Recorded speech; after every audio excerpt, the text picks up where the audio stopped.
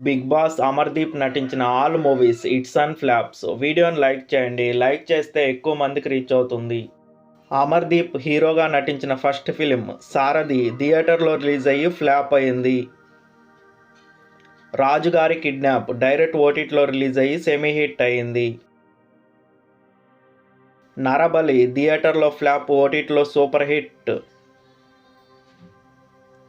ఐరావతం థియేటర్లో ఫ్లాప్, ఓటీటీలో all time block buster hit. Premadesam థియేటర్లో ఫ్లాప్, ఓటీటీలో సెమీ హిట్. అభిలాష ఫ్లాప్. వీడియోని లైక్ చేయండి, షేర్ చేయండి.